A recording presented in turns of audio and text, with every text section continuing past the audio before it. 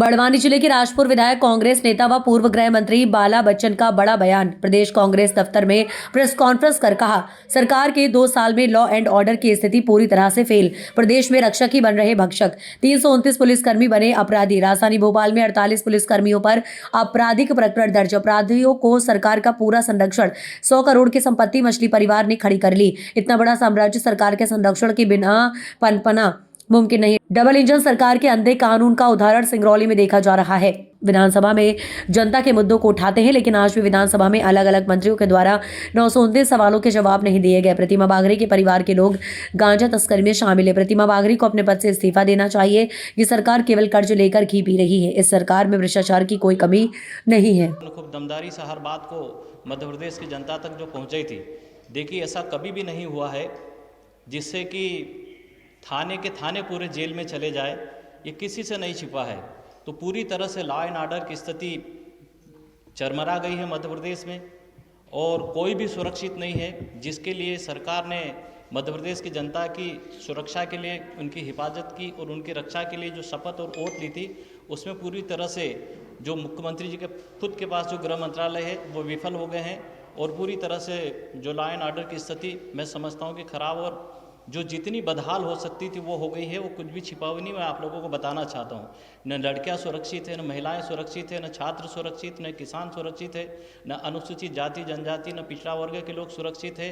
और मैं समझता हूँ कि यहाँ तक कि जो रक्षक है वो खुद भी सुरक्षित नहीं है। उसका मैं भी आप लोगों को जो हमारा प्रेस नोट जो बना है, प्रेस नोट में आप लोगों को स्पष्ट भी होगा और आप लोगों की जानकारी में सब आएगा भी। जैसा सिवनी जो ज़िला है, सिवनी ज़िले का पूरा थाना, जिसमें एसडीपी है, टीआई है, एसआई है, पूरे पुलिसकर्मी, पूरा का पूरा पुलिस थाना आज जेल के शिकंजों में जेल में है। ऐसे ही अगर हम बात करें, मान लो कि जो पुलिसकर्मी ही अगर पुलिसकर्मी खुद सुरक्षित नहीं है, मैं आप लोगों की जानकारी में लाना चाहता हूँ कि लगभग 461 प्रकरण ऐसे हैं जो पुलिस की तरफ से 461 प्रकरण मध्य प्रदेश में दर्ज हुए हैं, जिसमें 612 पुलिसकर्मी इसके शिकार हुए हैं और करीब 5 पुलिसकर्मियों की हत्या हो गई है। मऊगंज में अभी एक एसआई को गोली मार दी गई है। ग्वालियर के एक थाने में घटना हुई है कि दांतों से एक अपराधी ने दांतों से पुलिसकर्मी की वर्दी को फाड़ डाली है। इस तरह की घटनाएं हो रही है।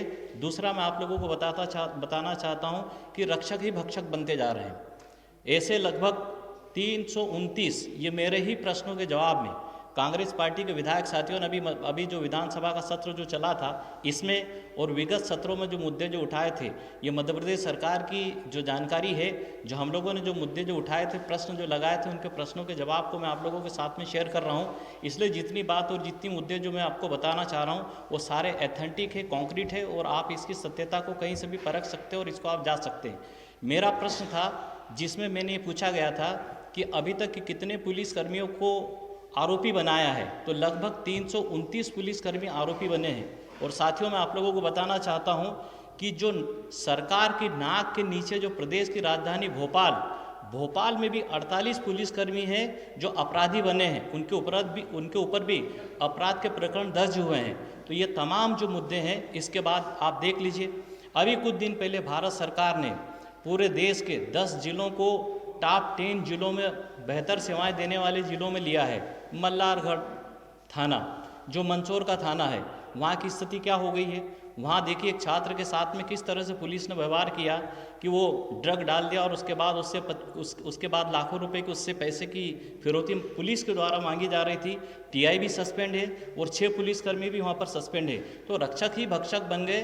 तो ये लॉ एंड ऑर्डर की पोल खोलते हैं, मनमोहन यादव की सरकार की और गृह मंत्री की सरकार की पोल खोलते हैं। और बात यहीं समाप्त नहीं होती है। आप देख लीजिए कि कितना राजनीतिक संरक्षण अपराधियों को वो दे रहे हैं। जो मंत्री है बागड़ी जी, वो उनके भाई है अनिल बागड़ी, वो 48 किलो गांजा सहित जो पकड़ाते हैं। जो कार्रवाई होना चाहिए, मंत्रिमंडल से मंत्री जी को बर्खास्त करना चाहिए, आज तक कुछ भी नहीं किया है।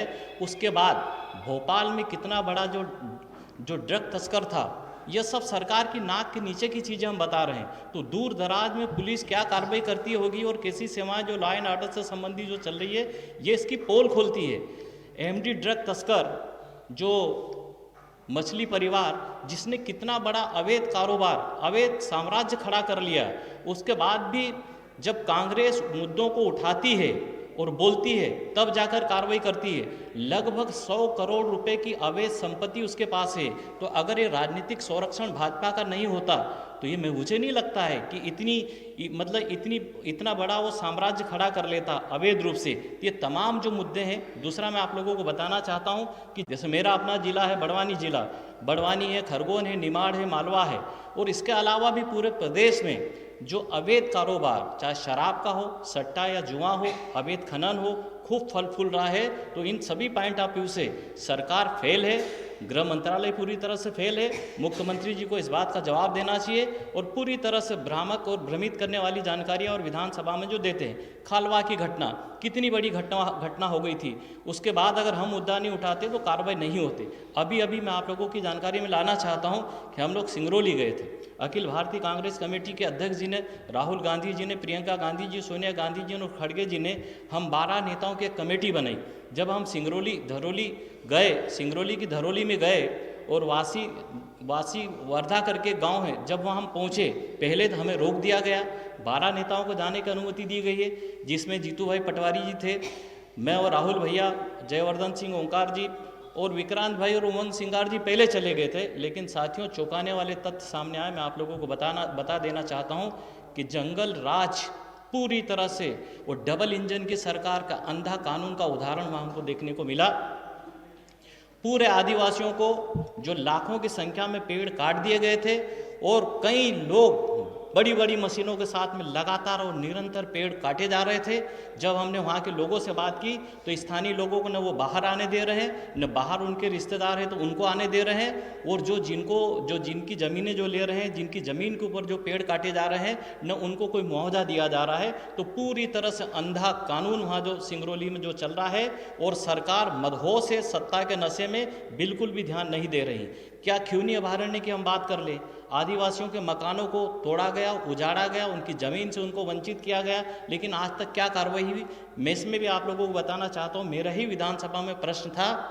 खिवनी अभयारण्य में जो कलेक्टर खुद की अध्यक्षता में कमेटी बनी थी, जिसमें एसपी शामिल थे, फॉरेस्ट के ऑफिसर थे, सिटी मजिस्ट्रेट थे, तो कलेक्टर की अध्यक्षता में जो कार्रवाई हुई है और उसके बाद पूरी सरकार ने उस मुद्दे को मरोड़ दिया, नष्ट और ख़त्म कर दिया। ये तमाम मुद्दे हैं। ये और मैं आपको बताना चाहता हूँ कि मध्य प्रदेश की जो विधानसभा हमारी सर्वोच्च संस्था है, वहाँ हम मुद्दों को उठाते हैं। विधायक उसके लिए अपनी विधानसभा क्षेत्र की जनता से चुनकर आते हैं। मैं खुद भी राजपुर विधानसभा क्षेत्र से, जो कि लगभग 6ठी बार में चुनकर आया हूँ, बड़वानी जिले के राजपुर विधानसभा क्षेत्र से। हम लोग अगर मुद्दों को नहीं उठा पाएंगे, प्रदेश की सर्वोच्च संस्था में नहीं उठा पाएंगे, तो हम लोग कहाँ मुद्दों को उठाएंगे? मैं आपको बता देना चाहता हूँ कि आज भी मध्य प्रदेश की विधानसभा में अलग अलग विभागों के मंत्रियों के द्वारा लगभग 990 प्रश्नों के उत्तर अभी तक आए नहीं है। हम ध्यान आकर्षण लगाते, उसका जवाब नहीं आता है।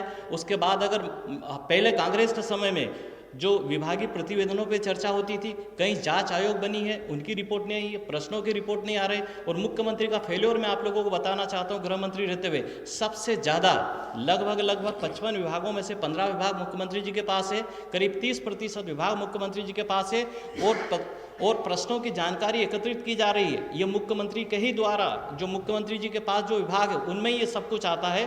तो हम मुद्दों को जो उठाएंगे, तो तमाम पॉइंट ऑफ व्यू से ये सरकार, मुख्यमंत्री, गृह मंत्री जी फेल है, विफल है, और उनको जवाब देना चाहिए। और मैं तो चाहूँगा कि तत्काल इन सारे मुद्दों को देखते हुए मुख्यमंत्री जी को इस्तीफा देना चाहिए, और ये जो मंत्री जी हैं जिनके भाई जो शामिल है तस्करी में, उनको इस्तीफा देना चाहिए। और मैं आपको ये भी बताना चाहता हूँ कि मध्य प्रदेश की विधानसभा बहुत कम समय के लिए, पिछले 17 साल में भी केवल 4 दिन का जो सत्र जो गया है, ये विधानसभा के इतिहास में पहली बार इतना सबसे छोटा जो सत्र हुआ है। और हम बोलते हैं कि कोई मुद्दों की कमी नहीं है। जब मुद्दे हैं तो आप हाउस को क्यों नहीं चलाते? तो तमाम मुद्दे और कारण है विफलता के। इसलिए मुख्यमंत्री जी को और जो भ्रष्ट मंत्री है उनको इस्तीफा देना चाहिए। अभी जहाँ तक मैं आपको बताना चाहता हूँ कि मैं निमाड़ से आता हूँ, खेती किसानी से जुड़ा हुआ हमारा मामला है। खलगाट में बहुत बड़ा किसानों का आंदोलन हुआ था, जिसमें जो समर्थन मूल्य पे किसानों की उपज की खरीदी होना चाहिए, कपास है, मक्का है, सोयाबीन है, खरीफ और रबी की फसलों का जिनका जो समर्थन मूल्य तय हो चुका है, सरकार डंडई और बेईमानी कर रही है। भावांतर न मक्का का मिल रहा है, न समर्थन मूल्य मिल रहा है। तो तमाम मुद्दे हैं और किसान अगर अपनी बात कहते हैं तो उनके ऊपर आपराधिक प्रकरण दर्ज करते हैं। मैं आप लोगों को बताना चाहता हूँ, हमारी कांग्रेस की सरकार में जो मंदसौर में जो भाजपा की शिवराज सिंह जी की सरकार रहते हुए लगभग एक गोलीकांड हुआ था, जो हमारे 6 किसान चले गए थे। उन किसानों के बाद भी जो आंदोलन चले थे और कुछ किसानों के जो कुछ मुद्दे थे, किसानों के ऊपर जो FIR जो दर्ज की गई थी, कमलनाथ जी की सरकार ने और हमारी सरकार ने लगभग 3180 किसानों के प्रकरण हमने वापस लिए थे। तो हम जानना चाहते हैं कि क्या है जो खलगाट में जो अभी आंदोलन हुआ था, 700 किसानों के ऊपर जो अज्ञात रूप में और 17 किसान जो ज्ञात रूप में जिनके नाम से जो FIR हुई है, क्या ये FIR वापस लेंगे और क्या किसानों को उनको समर्थन मूल्य देंगे? और ये जितने भी जो अपराध हुए हैं इनकी न्यायिक जांच होना चाहिए। और उसके बाद जो हम लोगों की कांग्रेस की सरकार में हम लोगों ने जो निर्णय किए थे, जिससे लगभग करीब 27 लाख किसानों के 11,500 करोड़ रुपए कर्जा माफ़ किया था, 27 लाख किसानों को हमने कर्जा माफ़ किया था। तमाम चीज़ें हैं साथियों, इतनी चीज़ें हैं, बाकी की बची हुई हम जो आपके लिए जो प्रेस नोट जो बना उसमें हम सर्कुलेट करेंगे। पर मैं आपको बताना चाहता हूँ अभी